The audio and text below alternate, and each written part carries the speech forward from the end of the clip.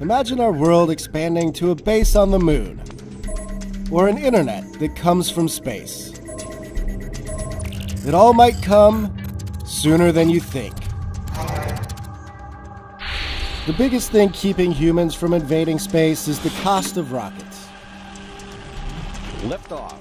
Historically, getting to orbit has been pricey, somewhere between $100 million and $300 million a pop. And that's kept the pace of launches stuck at only around 100 per year. But if you look not so far into the future, there are signs that number will go up. Way up. SpaceX proved that companies can get to space on the cheap and also come back home. They've brought the cost of launch down from hundreds of millions to tens of millions. In the process, they've ignited a 21st century rocket revolution. And now about 10 startups are chasing them to space. The leader is Rocket Lab, a company that launched for the first time this May from the coast of New Zealand, with a rocket forged from carbon fiber and powered by 3D printed engines. They hope to fill their small rockets with tiny satellites and charge customers around $5 million for on-demand access to space. They plan to start launching rockets once a week, and then every day.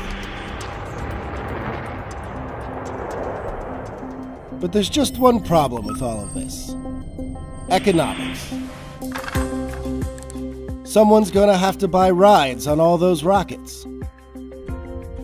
That demand for space rides will come in the form of nanosatellites, the tiny offspring of traditional satellites.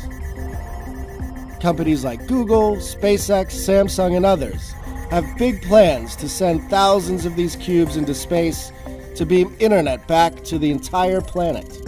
These small spaceships would form massive constellations that encircle the globe with at least 3 times more satellites than humanity has launched in its entire history. And it will take a lot of rockets to get them there. There's also buzz of a private moon base that would cost around $5 billion. That's a hefty sum. But if you happen to be one of the richest men in the world and own a rocket company, it probably won't bankrupt you. And getting all that stuff to the moon? Then we're talking even more rockets. Right now, the supply and demand of space are stuck in a bit of a stalemate.